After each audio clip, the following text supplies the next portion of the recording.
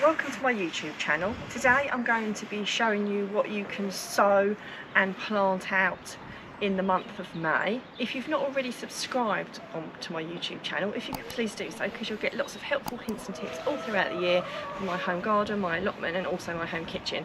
And like I said, I'm going to be talking through what you can sow during the month of May, like what you need to sow under cover and what you need to sow straight out into the ground, and I'll also be showing you what you can plant out that you've already started. So of course it is very frost dependent. So first of all, the things that you can sow direct into the ground this time of year, if you've not already done so, are some carrots. So that's something I will be getting out most likely in May at some point, if not early June. If you've not already started off some chard, that's something you can sow straight out into the ground at the moment. So all these things, doesn't matter whether we get a frost or not. So spring onions, exactly the same. You can start sowing spring onions straight out into the ground as you can with wild rocket, because my actual rocket, I won't need to sow any just yet because some are sprouted back from last year, so I will sow some, but I'll use that for the time being until that gets in the way, because obviously I'll be planting things in there at some point. Some mange toes can go straight into the ground if you want them to.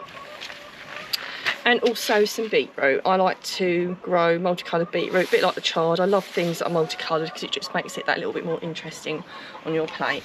So those are the things you can sow straight out. You can of course start these off in modules indoors if you want to, if you're in a really cold part of the country and you don't think that they will germinate very well. But I'm here in Kent and all these things will be fine if I sow these out now. So we'll put these back in my tub.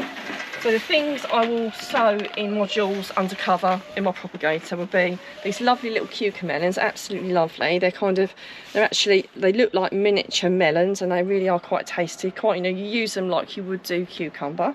So they're quite lovely. Like I said, I'll be starting those off in my propagator and keeping them under cover. My corn, exactly the same thing. I'll be starting that off under cover in a propagator. I find corn can be quite not very frost tolerant, so that's one of the last things I'll probably put out. So I'll be sowing that under cover. Actually, that's one of the ones that can go straight out. That should have been in the other pile. So that one I'll be direct sowing into the ground. I've got a selection of herbs here, which I can start off now. So we've got parsley, basil, chives, dill, mint, thyme, garlic, chives and marjoram sweet. So I'll be starting those off in my propagator and keeping them in my greenhouse or indoors.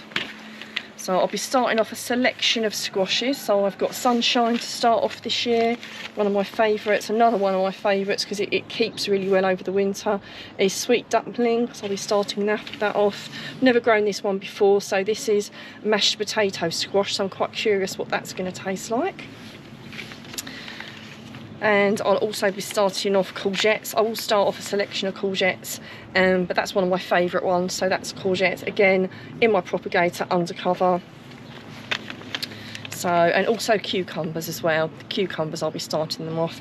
The reason I don't start these off any sooner, it's not that you can't, but you've got so much other stuff going, and often these will start to get so big, they'll be really hard to contain and manage in your greenhouse or wherever you keep your plants before you put them out.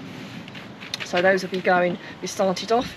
Something else I'll be starting off will be my climbing French beans. Again, I like to go for a multicoloured one because I find it more interesting.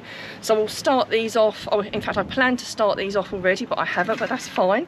But I will be starting these off definitely in the next week because I like to get an early harvest of climbing French beans. And I always go for the climbing variety rather than the bush because they grow up and you get far more for the area of space it takes up, and they just keep coming all throughout, the summer and early autumn. So, and also my runner beans, but there'll be a few more weeks before I start those off, but I will be starting off my runner beans again under cover at the moment.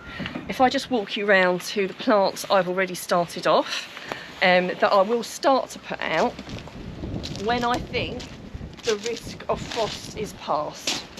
So I'm going to move over. I've pulled some of them out. Now it's really difficult to tell when the frost, when it has passed, but in Kent generally by mid-May there isn't any chance of frost. So I'll just put stuff out and be quite mindful. And what I'll do is when I do put stuff out, I won't put it all out in one go, because obviously if the frost got it, it'd get a lot, whereas if I only put a few out and I lose them, I've got more to put out. But generally I've got spares anyway.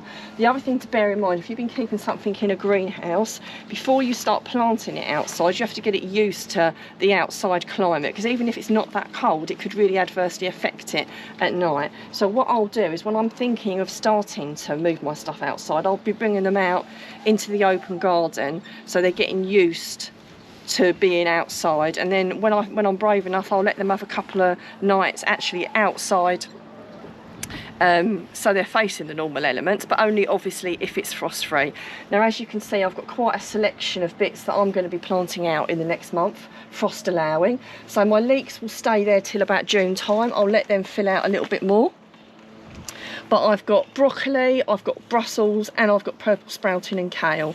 Now, all those things this month I should be able to get out, and also I can get that chard out. I started those off in modules a few months ago to give them a bit of a burst. But yeah, they're all things that I could be getting out. If you've not started those things off, things like the broccolis, the Brussels, the curly kales, it's a little bit too late to be starting them off now, but you can get them in garden centres, and there's no I bought some of mine from garden centres. There's no shame in buying some of your stuff started off. You can't possibly start everything off from seed when you've got a job.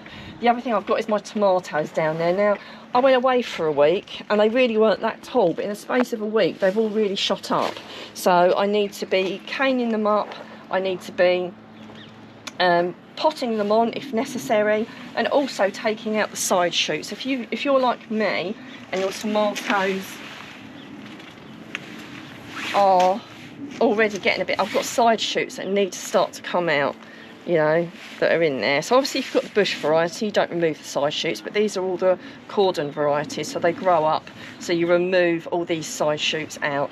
So I'm going to be busy in the next few days, and I would say this job, sorting out these tomatoes, is probably one of my urgent jobs. So if you think that you're not ahead with everything, don't worry, because nearly everybody feels that way this time of year. All of a sudden, when you hit May, everything just starts to happen really, really quickly, and you just have to do everything little and often to get as much done as you possibly can, and you'll get there. You just have to keep tapping away and getting a few things done every few days, so that when it comes to mid-season, you'll have loads of lovely fruit and vegetables to harvest. So I hope that's helped you and given you some inspiration to start planting and sowing in the month of May. If you've got any questions, as usual, please don't hesitate to put them in the comments, and as ever, we will answer them.